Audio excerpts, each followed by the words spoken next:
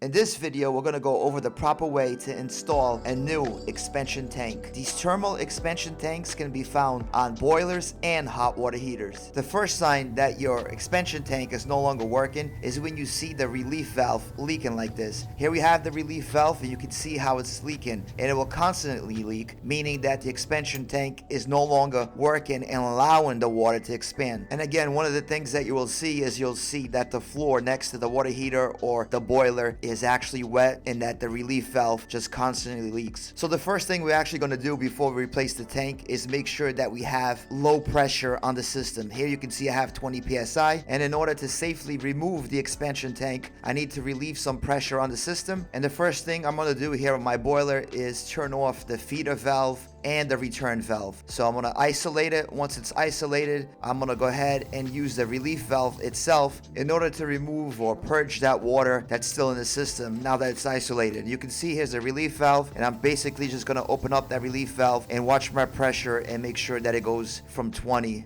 to 0. And here you can see now that my pressure has changed from 20 to 0, and I'm further going to go ahead and just turn this off. So I'm turning the hot water boiler off, and now we are ready to install the expansion tank. Here we have the new tank, and on the new tank it's very important that we have some kind of sealant on the threads. So here we have this True Blue pipe thread sealant, and this is something that you want to apply to those threads in order to prevent leaks. So it's very important. You can look in the description for a link to that True Blue pipe sealant, but don't forget to use sealant on those threads. On the bottom of the tank, you'll notice that there's a cover. That cover actually covers the air valve. And when you buy these tanks at a plumber supply store, they usually come around 11 psi, and they lose psi from sitting there. For my particular case, my hot water boiler needs to be at 12 psi. Now, if you don't check this, it's not a big deal. To be honest with you, most plumbers will assume that the psi is set correctly and they will not even check this. But for my sake here, I want to go ahead and measure it and make sure that I'm around the 12 psi that I'm supposed to be at. So I'm just going to go ahead and use a gauge here, and it's reading 7 bar, which is equivalent to about 11 and a half psi.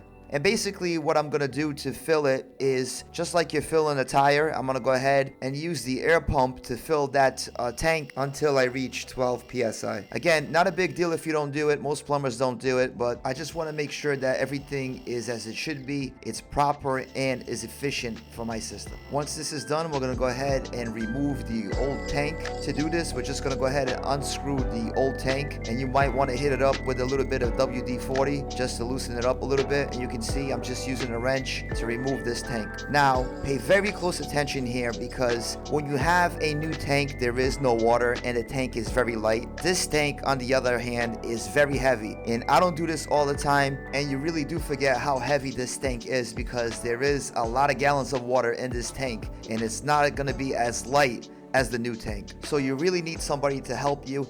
And where I am here, I'm higher up, and I'm about to make a critical mistake here, and you're gonna see this tank, I'm gonna lose control of it because it's heavy and it's gonna fall.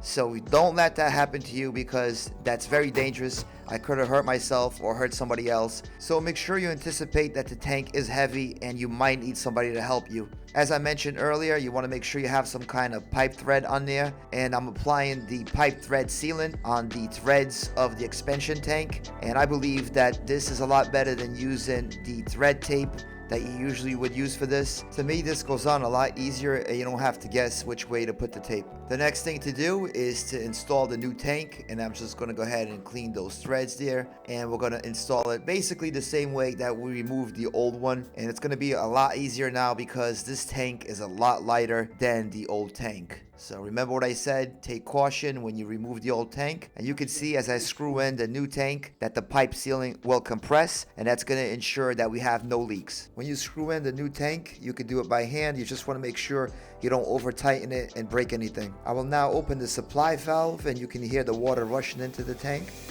And now I'm going to go ahead and open up the return valve, and basically I'm going to go ahead and just put everything back the way it was. So previously I had these valves closed, now I have them open, and you can see that the PSI is back to 20, which is normal. The next thing I'm going to do here is turn on my boiler. Initially I turned off my boiler before I swapped out the tank. You don't have to necessarily turn off your boiler or your appliance, but I did that just to be on the safe side, and everything is working. You can see it is working.